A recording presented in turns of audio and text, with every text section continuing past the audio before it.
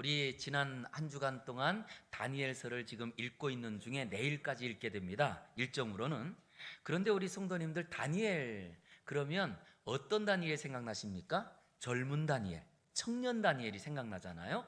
실제로 이 다니엘이 포로로 끌려올 때 나이를 추정해 보면 성경에는 소년이라고 소개하고 있지만 소년의 그 나이를 볼 때에는 약 12살에서 20살 사이에 있는 이 소년입니다. 청소년이죠.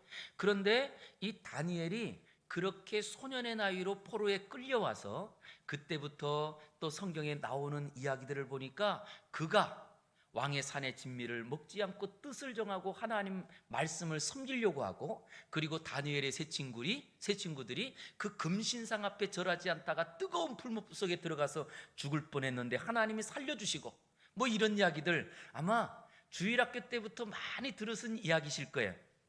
그뿐만 아니라 이 다니엘이 사자굴 속에 던져졌는데 그곳에서 하나님이 건져주신 이런 영웅담들, 그런 이 이야기들에 대한 전체 이야기의 그 내용이 연도가 굉장히 길어요.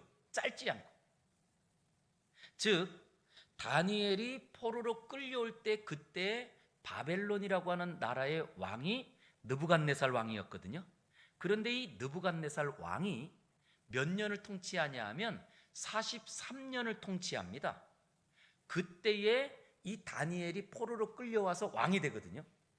죄송합니다. 왕이 아니고 그 국무총리가 됩니다. 그리고 다니엘이 국무총리가 되고 있던 자리에 느부갓네살 왕 죽고 그의 아들 벨사살이 왕이 됩니다. 그리고 이 왕이 23년간을 통치하다가 죽습니다. 자, 그러면 그때의 나이가 몇 살 정도 될까라고 했더니 그 12살부터 20살 사이에 포로로 끌려왔다고 할 때 15살로 정해보면 15살에 포로로 끌려온 다니엘이 지금 그 두 명의 왕을 거치면서 첫째 느부갓네살 왕 때 총리가 되어서 그 다음 뒤에 왕까지 총리로 지내는데 그 기간이 무려 65년 정도 됩니다. 그 기간 전체가. 그러면 이 다니엘의 나이가 지금 그 둘째 벨사살 왕이 죽을 때 나이가 약 80세 정도 되었을 때 일어난 이야기가 오늘 우리가 읽은 본문이에요. 그러니까 우리 성도님들이 다니엘이 사자굴 속에 던져진 이야기는 청년 때 이야기가 아니고, 중년 때 이야기가 아니고 노년 때 일어난 이야기거든요. 그래서 저는 오늘 이 다니엘의 지금 있는 이야기에 대한 것을 황혼에 만난 위기, 또 우리가 이 황혼에 닥친 어려움, 이런 것으로 같이 이야기를 같이 나누고 보고 싶습니다. 실제 다니엘은 포로로 끌려온 자리에 첫 번째 왕이 자기를 국무총리로 세워서 얼마나 감사하면서 그 나라를 같이 세웠을까요? 그런데 그 다음 왕도 자기를 국무총리로 세워줬어요. 그리고 이 벨사살 왕이 23년을 통치하던 때에 어떤 위기를 만났느냐? 그 나라의 그 정권을 차지하고자 하는 메데, 파사, 즉 페르시아인들이 그 나라를 완전히 무력으로 장악을 합니다. 그때가 어느 때냐? 잔치가 벌어졌을 때인데요. 이 잔치가 벌어진 때에 왕을 죽이고 완전히 나라의 쿠데타를 일으켜서 다른 나라를 세워버린 거예요. 그러니 실제로 다니엘은 지금 그 앞전에 있는 왕을 섬기면서 국무총리로 있던 자리에 얼마나 큰 위기를 만났겠습니까? 그것처럼 아마 지금 우리의 삶의 위기가 이런 위기가 아닐까라는 생각이 듭니다. 사실 우리도 지금까지 우리가 살아왔던 이 삶의 형편들을 따져보았더니 우리나라가 얼마나 어려운 지경에 있었습니까? 우리 성도님들이 대부분보다 제가 젊지만 제가 어린 시절을 생각해 보면 어린 시절에 저희 동네는 전기불이 들어오지 않았어요. 그리고 간식이라고 하는 거는 이 가게방 가가지고 물건을 살 수 있는 가게가 동네에는 없어서 산에 가가지고 솔방울이 되기 전에 솔순이 나는 걸 꺾으면 그 안에 걸 벗겨가지고 하얀 순이 나오거든요. 그걸 씹으면서 껌이라고 말했고, 뭐 이러던 시대를 살았어요. 아마 여기에 우리 대부분의 성도님들이 그런 그래도 나는 서울에 살았어 하시는 분도 계시겠지만 그렇지 못한 분도 계시지 않을까요? 진짜 우리나라가 얼마나 어렵고, 그래서 제 어릴 때에 지금도 생각나는 것은 가을이 될 때 저희 집에 많이 들어온 것이 밀가루 푸대가 많이 들어왔어요. 왜? 쌀로는 겨울을 날 수 없으니까 밀가루를 많이 쌓아놓고 점심 때는 넓게 밀어가지고 칼로 썰어서 칼국수, 그 다음에 저녁 때는 메뉴가 바뀌어요. 수제비, 우리 동네에서는 수제비라고 안 했어요. 떠덕국. 그래서 이걸 뜯어서 넣는다고 그래가지고 우리 동네에서는 떠덕국이라고 그랬거든요. 이것을 어릴 때, 그래서 정말 제 어릴 때 꿈 중에 하나는 좀 밥 좀 배불리 먹어봤으면, 이런 게 사실은 꿈이기도 했던 때가 있던 거예요, 어릴 때. 근데 그것이 저만 그럴까요? 그랬던 우리나라가 지금은 어떠십니까? 너무 먹어서 걱정이에요. 먹을 것이 너무나 많은데 점점 살이 쪄서 못 먹어서 걱정이잖아요. 이런 우리나라에 정말 마치 포로로 끌려온 다니엘이, 그러나 하나님의 은혜로 국무총리가 되고 그 총리로서 약 50년, 60년의 그 부귀와 영예를 누리던 자리에서 갑자기 나라가 바뀐 이런 위기가 지금 코로나 때가 아닐까. 그랬더니 우리의 모든 상황들이 바뀝니다. 우리의 행동하는 것도 바뀝니다. 우리의 문화도 바뀝니다. 다 바뀌는 이런 자리입니다. 그런데 이런 위기가 언제 찾아왔느냐? 이걸 성경에서 제가 그냥 설명한 것이 아니고 우리 5장 30절과 31절 보세요. 5장 30절과 31절에 보니까 그날 밤에 이때가, 즉 이 벨사살 왕이 잔치를 크게 벌인 그때를, 마치 이 나라의 지금 정권을 찬탈하려고 하는 그 세력이 지금 그때를 디데이로 잡아가지고 잔치가 벌어져서 왕과 그리고 또 군인들까지도 술을 먹으면서 좀 경계가 허술한 그때에 쿠데타를 일으켜서 벨사살 왕을 죽이고, 그 다음 누가 왕이 됐어요? 메대 사람, 페르시아라고 한 나라가 세워지는데 메대 사람 다리오가 나라를 얻었다. 자, 그러면 우리 생각해 볼게요. 정권이 바뀐 정도가 아니고 나라가 바뀐 거예요.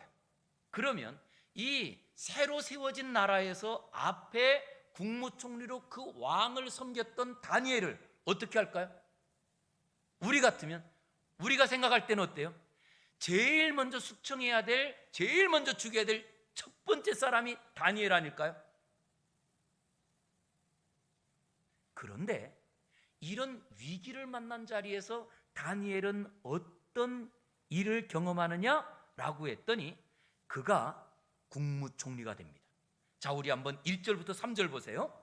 다리오가 왕이 딱 됐어요. 그리고 다리오가 왕이 되자 자기의 뜻대로 고관 몇 명을 세웠어요?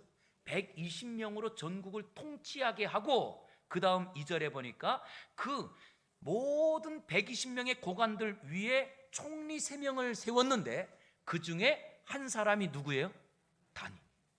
아니, 이 왕은 지금 앞에 그 정권을 무너뜨린 정도가 아닙니다.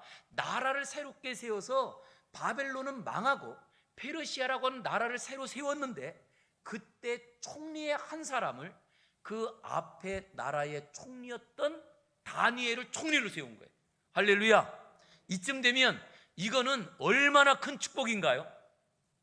그런데 총리의 한 사람을 세운 정도가 아닙니다. 3절 보시기 바랍니다. 3절 같이 읽겠습니다. 시작. 다니엘은 마음이 민첩하여 총리들과 고관들 위에 뛰어남으로 왕이 그를 세워 전국을 다스리게 하고자 한지라.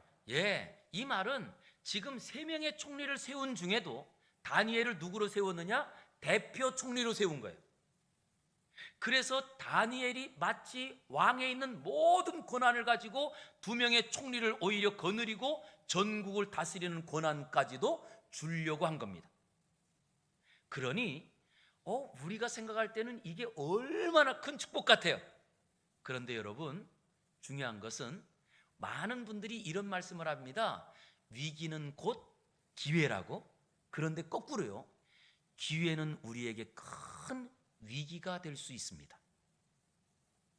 그래서 우리가 신앙생활하던 자리에도 사업하는 분이 사업이 잘 되었더니 거꾸로 신앙의 위기를 만나서 사업의 바쁨 때문에 하나님을 잊어버리고 예배를 잊어버리고 사는 경우들이 많이 생기고요, 또 건강의 축복을 받았더니 오히려 건강해서 들로 산으로 놀러 가고 운동도 가고 뭐 다른 사람 만나러 가면서 예배를 등한히 하는 경우도 많이 생기더라고.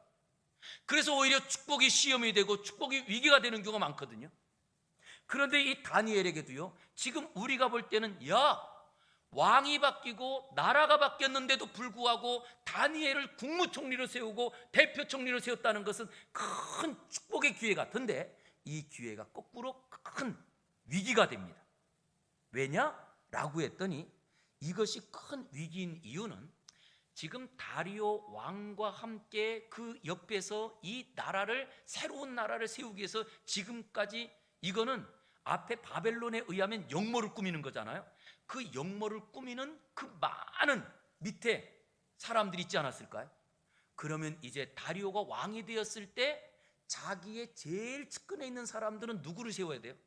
지금까지 자기와 함께 이 뜻을 함께 했던 사람들을 세워야 되는데, 오히려 그 사람들을 물리고 다니엘을 국무총리로, 그것도 대표로 세운 거예요. 그러니 거꾸로 말하면 지금 앞에 전국을 다스리라고 임명한 그 고관들과, 그리고 고관들뿐만 아니라 지금 누구들까지 나오느냐? 4절 보세요. 우리 4절. 그랬더니 총리들과 고관들, 이 사람들이 다 누가 됐느냐? 거꾸로 다니엘의 그 자리를 끌어내리려고 하는 사람들이 되어버린 거예요. 여러분, 축복입니까? 아니면 위기입니까? 이게 엄청난 위기가 되어버린 거예요. 그것도 지금 언제냐라고 했더니 이미 그 땅에 포로로 끌려온 그 자리에서 그가 한 50년, 60년을 지나는 동안에 지금까지는 하나님의 은혜를 누리며 국무총리로 살던 자리에 이 나라가 완전히 망하고 다른 나라가 세워지는 그런 위기 가운데에서 높여주시는 것 같지만, 이제는 주변에 있는 모든 사람들이 원수가 되어버린 거예요. 이것이 다니엘이 만난 황혼의 위기입니다. 그런데 이런 위기가 다니엘만 그럴까요? 우리의 삶에는 이런 위기가 찾아오지 않을까요? 정말 내가 지금까지 열심히 하나님을 섬기며 그리고 가정을 세우려고 했는데 거꾸로 가정 안에서 가정에 파탄되는 이런 위기를 만나기도 하고, 내가 지금까지 누구보다도 직장을 열심히 다녔는데 오히려 직장에서 누구보다 먼저 명예퇴직을 해야 되는 이런 위기를 만나기도 하고, 우리의 삶에 마치 다니엘이 만난 것처럼 우리의 인생의 황혼 속에도.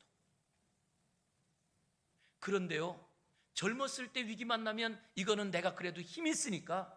그런데 이 다니엘은요 80의 나이예요. 그것처럼 우리 사랑하는 성도들 중에 보니까 점점 육신이 연약해지는데, 오히려 연약해지는 자리에서 경제적이고 경제 아니면 건강과 그리고 관계적인 위기를 만나서 오히려 완전히 고립되는 이런 위기를 우리도 경험할 수 있더라는 거예요. 그럴 때 이 다니엘, 지금 이런 위기를 만난 자리에서 모든 사람들이 다니엘을 끌어내려고 하는데 무엇 해보느냐라고 했더니, 그 총리들과 고관들이 다니엘을 고발할 근거를 찾고자, 그래서 고발하려고 타는데, 여러분 어떠십니까? 사람은 털어서 먼지 안 나오는 사람이 없죠. 맞나요? 맞는 것 같아요.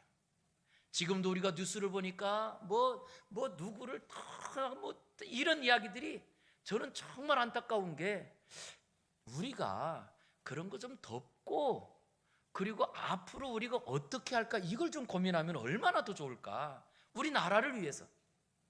이것은 교회도 마찬가지예요. 그런데 지금 이 다리오 왕을 왕으로 세우고 그 밑에서 지금까지 나라를 바꾼 이 사람들이 이제는 다 그것을 끌어내려는데 집중하고 있단 말이에요.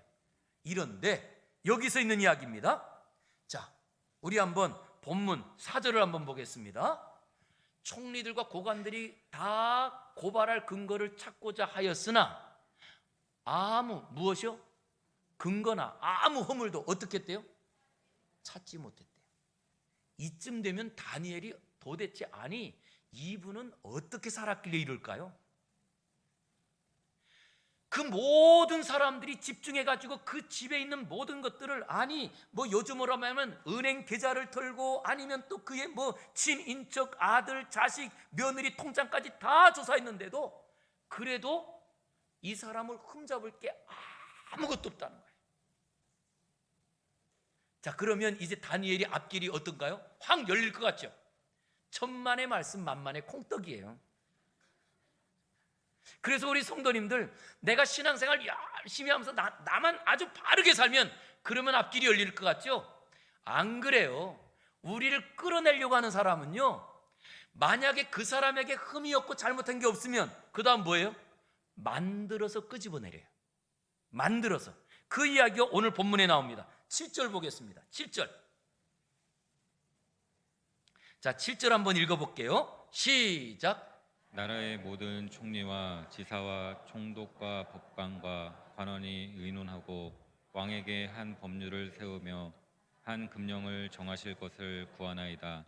왕이여, 그것은 곧 이제부터 30일 동안에 누구든지 왕 외에 어떤 신에게나 사람에게 무엇을 구하면 사자굴에 던져 넣기로 한 것이니이다.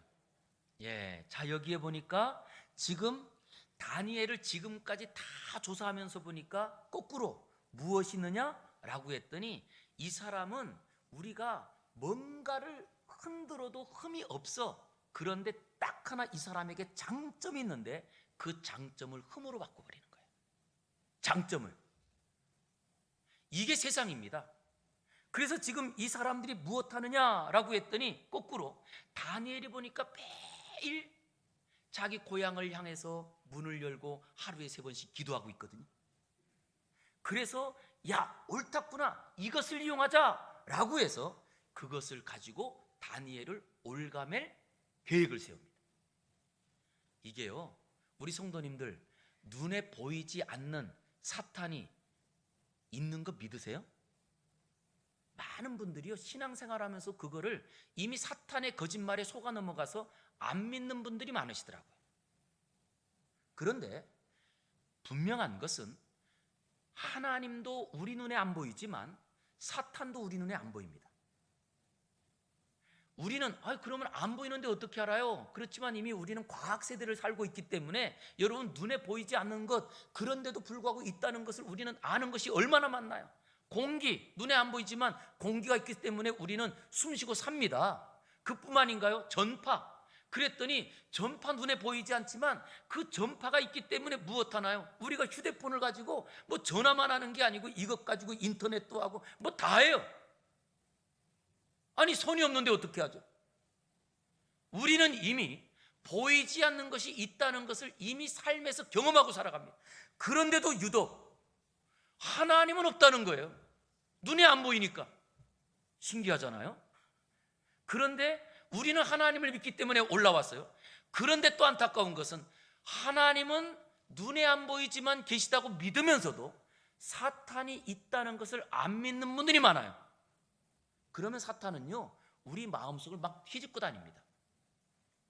그런데 이 사탄이 지금 무엇 하느냐라고 했더니 우리 믿음의 사람들을 어떻게 하든지 우리의 실수하고 또 우리의 약한 것을 가지고 이 신앙에서 끌어내리고, 그래서 우리 신앙에 있는 사람들을 오히려 부끄럽게 만들고 이렇게 하려고 하는데 그게 안 되잖아요. 그러면 두 번째 쓰는 것은요, 약점을 공격하는 게 아니고 가장 우리에게 잘하고 있는 장점, 강점을 공격합니다. 이것이 다니엘의 이야기예요.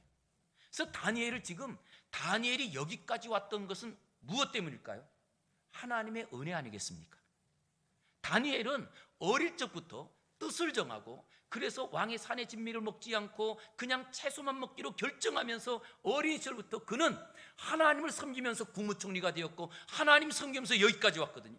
그런데 그것을 올가매서, 그래서 이 사람들은 무엇하기로 하느냐라고 했더니 왕에게 나아가서 왕을 위하는 척 왕이시여 이제 나라가 새로 세워졌고 이 나라의 왕이 바로 이 나라를 세운 첫 번째 군주신이 30일 동안은 어떤 신이나 어떤 사람에게도 무엇도 구하지 않고, 만약에 그것을 어기고 신이나 사람에게 무엇을 구하는 사람이 있으면 사자굴에 던져넣기로 우리가 다 의견을 모았습니다.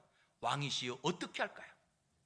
그러니까 왕이 가만히 생각해 보니까 이건 뭐 탁 들어보기만 해도 나를 위하는 얘기 같아요. 그래서 왕이 도장을 찍어 법령을 제정합니다. 자, 다니엘은 어떻게 됐을까요? 이제 저는 우리 다니엘을 생각하면서 이런 얘기가 들었습니다. 황혼에 만난 위기, 우리가 지금까지 믿음을 지키면서 걸어오던 자리에 나라에서 법을 바꿔버린 거예요. 지금도 우리나라는 법치국가입니다. 그러니까 법대로 사실은 나라를 통치하는데 자꾸 그 법을 우리로서는 도저히 이해할 수 없는 법들을 만들겠다고 하는 분들이 있어서 안타깝습니다. 포괄적 차별금지법으로 해서, 그래서 이제는 그냥 모든 사람이 자기 성을 스스로 결정하게 하자. 그래서 남자가 여자로 자기가 말해도 그걸 인정해 주자는 거예요. 그리고 그냥 여자가 여자와 살고 남자가 남자와 살고, 아니 더 나아가서는 사람이 짐승하고 결혼해도 인정해 주자는 거예요. 여러분, 그렇게 되는 순간 지금까지 갖고 있는 모든 우리의 가정의 기초, 하나님께서 세우신 이 모든 창조 질서가 다 흔들려요. 그런데 이건 하나님의 문제가 아닙니다. 하나님 문제가 아니에요. 그 순간 가정의 모든 질서가 다 깨지거든요. 그런데 이거를 차별한다고 말하고 있다는 거예요. 지금도 우리나라는요, 이 법을 통과시키려고 하는 국회의원들이 굉장히 많습니다. 지금 우리나라가 이런 나라입니다. 그런데 마치 그런 이야기처럼 오늘 고관과 법관과 총리들, 그리고 또한 그 위에 있는 모든 이 나라를 움직인다고 하는 사람들이 한 마음이 되어가지고 다니엘 한 사람을 끌어내리기 위해서 다른 신에게 기도하는 사람은 사자굴에 넣읍시다라고 하는 법을 제정해버린 거예요. 이거는 위기가 아닙니다. 아예 제정해버린 거예요. 이제 어떻게 하죠, 다니엘이? 우리 같으면 어떻게 할까요? 저는 번뜩 쓰는 생각이 그 생각이 돼요. 아니, 문 닫고 그냥 기도하면 되지. 기도하는 거야. 그런데 문 닫고 기도하면 누가 알겠어요? 그런데 오늘 다니엘은 어떻게 하느냐라고 했더니 그 만난 자리에서 이렇게 합니다. 우리 10절 같이 한번 읽어보겠습니다. 10절입니다. 시작. 다니엘이 이 조서에 왕의 도장이 찍힌 것을 알고도 자기 집에 돌아가서는 윗방에 올라가 예루살렘으로 향한 창문을 열고 전에 하던 대로 하루 3번씩 무릎을 꿇고 기도하며 그의 하나님께 감사하였더라. 아멘. 저는 이것 보면서 참 너무 감사하면서 제 몸에 마치 이 전율이 느껴지는 하나는요, 다니엘은 흔들리지 않는 거예요. 다른 표현으로 말하면 이 인생의 황혼을 만난 이 다니엘은 지금까지 살았던 그의 신앙의 모든 삶을 그대로 갖고 움직이지 않습니다. 마치 바위 같은 분이었던 거예요. 이게 굉장히 중요합니다.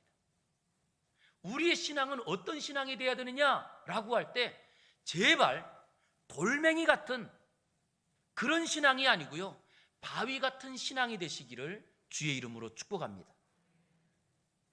바위같이 쫙 했는데 보이는 것은 조금이고 보이지 않는 부분에 이 바위가 딱 들어있으면요, 그러면 아무리 비가 나고 창수가 나고 어떤 일이 있어도요 꿈쩍하지 않아요. 오늘 다니엘은 어떤 신앙을 갖고 있느냐라고 했더니 지금까지 그는 이 80평생 동안 걸어왔던 그 길을 묵묵히 그냥 걸어갑니다.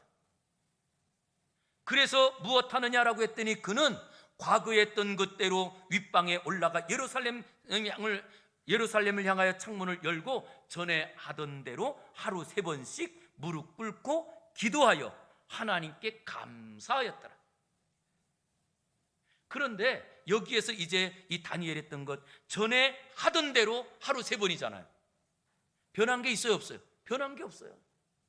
저는 황혼의 시기에, 아니 우리 사랑하는 성도님들이 점점 연세가 들수록 내가 이제는 나이가 들었으니까, 아니 내가 이제는 은퇴했으니까 이제는 이런 일 내려놔야 돼, 그러지 마시고요, 그냥 예전에 하던 대로, 20대 때 하던 대로 지금도 여전히 그대로 하나님을 섬기며 걸어가는 은혜가 있기를 주의 이름으로 축원합니다.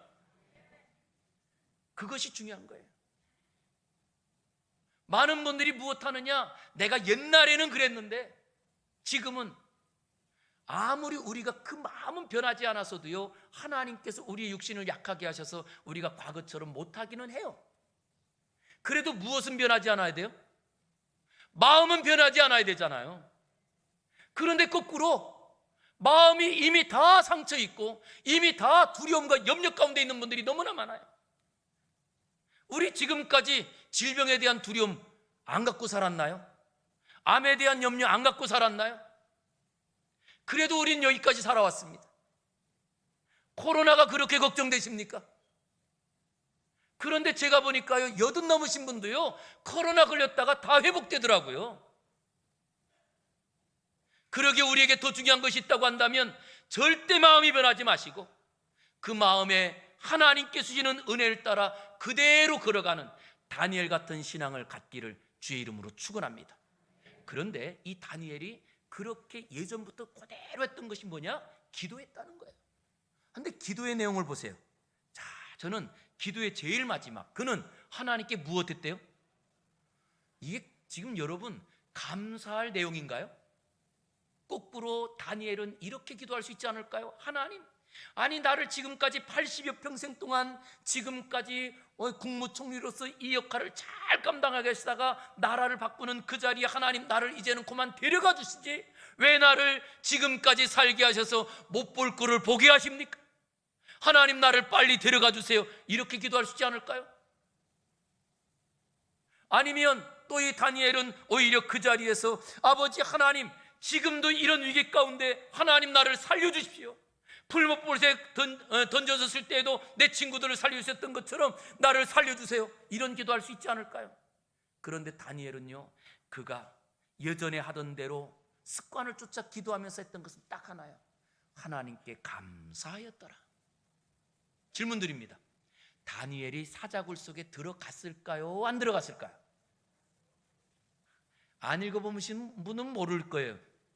들어갔어요. 사자굴 속에 던져졌어요. 그리고 모든 사람들은 이제 끝났다. 그러나 하나님께서는 그 사자굴에서 다니엘을 보호해 주십니다.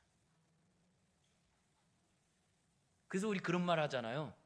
하나님이 끝났다고 말하기 전까지 절대 끝난 게 아니라고. 우리 인생이 마찬가지입니다. 우리 여기도 같이 예배드리는 우리 어르신들, 나는 이제 우리 부모님보다도 더 많이 살고 이제는 내 인생은 여기가 끝인 것 같아. 누가 끝이라고 그래요?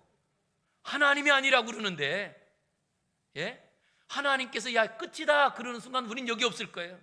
그러기에 하나님께서 끝이다고 말하는 그 자리까지 우리는 무엇하느냐? 감사하고 걸어가는 다니엘 같은 분들 되시기를 주의 이름으로 축복합니다. 자, 우리 따라하겠습니다. 하나님, 허리 아파서 감사합니다. 이게 다니엘이 했던 거예요. 지금 나 사자굴 속에 들어가게 됐으니 감사합니다 이거잖아요. 그러니 다시 한번 따라하겠습니다. 하나님, 가난해서 감사합니다. 하나님, 소화가 잘 안 돼서 감사합니다. 맞아요? 아멘이죠? 예. 다니엘의 감사가 그거예요. 지금 이것은 모든 사람들이 볼 수 있도록 습관을 쫓아 변하지 않고 문을 열고 기도하기에 이건 당연히 볼 수 있고, 그러면 나는 함정에 빠져서 죽는 자리에. 그런데 다니엘은 무엇하느냐? 하나님, 사자굴 속에 들어가게 하시니 감사합니다. 내가 이제는 하나님 섬기는 것을 만인들에게 보이게 하시니 감사합니다. 그러나 하나님은 그 감사의 기도를 들으시더라고요.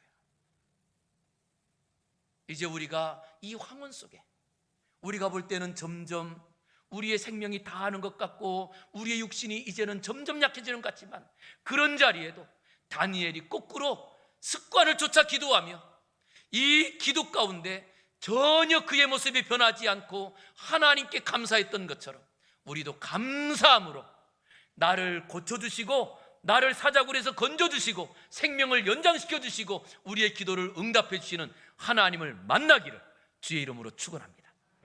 기도하겠습니다. 거룩하신 아버지 하나님, 오늘도 우리가 다니엘을 통하여 우리의 삶들을 돌아봅니다.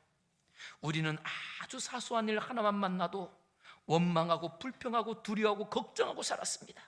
그러나 이 다니엘은 사자굴 속에 들어가는 것을 알면서도 감사했던 것을 봅니다.